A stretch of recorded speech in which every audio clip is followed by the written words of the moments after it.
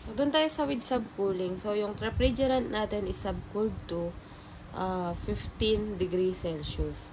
So, meron tayong T3. No? So, kung gagraph natin yan, or gagawin natin sa schematic diagram. Mali yata. So, meron tayo ditong ganito.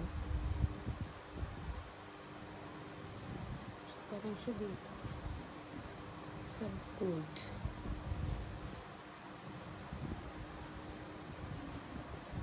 Ay, sorry. Basta naka-superheat yan.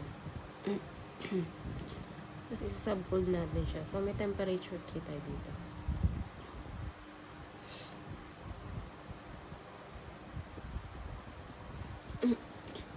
So, ganyan na yung kanyang. So, kung ito yung temperature 1, 2, 3, 4, nagkaroon tayo ng subcooled. So, dito sa saturated, baba pa natin yung temperature niya. So, di ba, mula dito, papunta dito, 25 degrees Celsius siya, no? Tapos, pinababa natin siya ng 15 degrees Celsius. So, yun yung 3'. Tapos, meron na rin tayong, hindi yan umabot ng saturation point na. Mali, masyadong maano lang yung drawing ko. Nandito yan. So, meron na tayong 4'. No? So, mag-add 0.1 tayo. At 0.1, pares pa rin naman yan kasi wala namang pagbabago eh. Ang nangyari nandito sa 0.3 to 4.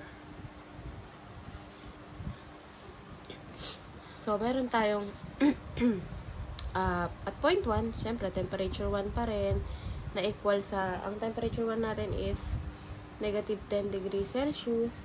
Tapos, meron tayong H1 kanina na 450.22 degrees Celsius. Meron tayong saturated pressure or yung P1 natin na ano yung P1 natin kanina? 291.57. 291.57 kPa. Ano pang kulang? S1. So, meron pa rin tayong S1 na equal sa S2 na 5.7550. 5.7750. 7550 pala. 7550 pala. Sorry. 7550.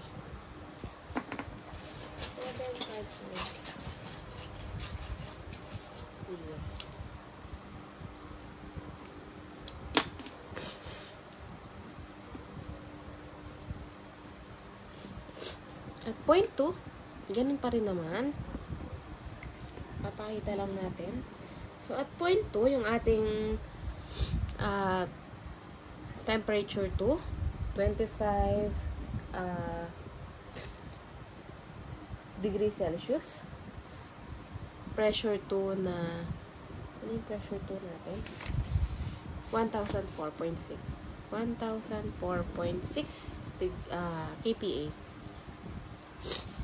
Ang S1 natin is equal sa S2 pa rin naman. 5.7550. So, wala namang nagbago dito. So, ang H natin or yung H2 natin is yung kanina pa din. 1625. 1625. So, dito sa 0.3 ang mangyayari kasi dito nangyari ang subcooling. So, at 0.3, siyempre, ang temperature na natin dyan or yung H3 natin is equal na sa HF at temperature ng subcooled. So, 15 degrees Celsius. So, alam natin na ang H3 is equal yan sa HF kasi magdadaan niya sa enthalpy or sa constant enthalpy na equal sa, so, kunin natin yung table. Nasaan yung table ko? So, 15 degrees Celsius, ammonia yan, 15 degrees Celsius. So, HF, 270.053. 270.053. So, di ba kanina sa discussion, yung discussion natin kaninang umaga, may sinabi tayo na formula for H3 kasi nga, di ba, subcooled siya. So, kapag given yung kanyang CP ng refrigerant, so, pwede natin gamitin yung H3 is equal sa yung formula ay H3 prime. H3 prime is equal sa H3 minus yung CP ng refrigerant times T3 minus T3 ng T prime natin. So, yan na. Equal yan sa H3 prime na equal din sa H4. So, pwede natin gamitin yan, no? Pwede rin natin ma-derive yan. Kasi, given tayo kanina ng H3, no? Pwede rin natin ma-derive. So, given tayo ng H3, substitute natin dito. Tapos, given tayo ng temperature 3 kanina na 25 degrees Celsius. Tapos, nung nag-3 prime siya, naging 15 degrees Celsius. So, pwede natin makuha yung CP. So, without, pwede natin ma-solve. So, depende din sa problem kung gagamitin nyo to, no? Kasi mamaya, hindi naman given yung or mas mabilis kung ito yung gagamitin, no? So, tapos na tayo sa point 1 to 3. So, pwede nating isolve yung QA, work ng compressor, tsaka COP. So, for QA, QA is equal sa H1 minus H4. Yung H1 natin is equal sa 1450.22 minus yung bago nating H4 or yung ating H4 prime. Para mas malinaw, lalagyan natin ng prime. So, H4 prime, kasi syempre, kanina yung H4, baka malito kayo, no? So, yung H4 natin, nung na-equal sa H3 is 270.053. So, ang ating QA with subcooling, so, huwag natin kalimutan with subcooling na to, no? So, with subcooling, meron tayong 1450.22 minus 270.053. So, yung ating QA ay 1180.167 kilojoules per kilogram.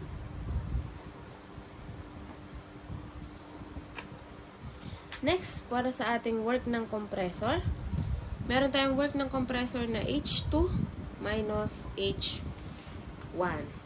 So, ang H2 natin equal sa 1625 minus yung H1 natin na 1450.22. 1625.1450. So, may 22 pala to. So, meron tayong 174.78. So, kung mapapansin natin, sa work ng compressor, wala namang nagbago kasi subcooling yan eh. Nangyari siya dito sa may expansion valve natin, hindi naman dito sa compressor. Kaya kung makikita natin, sa subcooling, wala namang nagbago sa ating work ng compressor. Kasi itong work ng compressor ng with subcooling, ito naman yung work ng without subcooling. Yung walang nangyari, walang subcooling. Equal lang ang kanilang work ng compression. Pero kung mapapansin natin, ito yung without subcooling, 1132 lang. Pagdating ng subcooling, pinataas niya. So, ang advantage ng subcooling, pag sa subcooled, pinatataas niya yung ating refrigeration effect. So, tumaas yung refrigeration effect pag may subcooling. So, tingnan naman natin yung effect niya sa COP. Ang COP natin ay QA over work ng compressor or yung ating work net. 1180.167 divide by work ng compressor 174.78.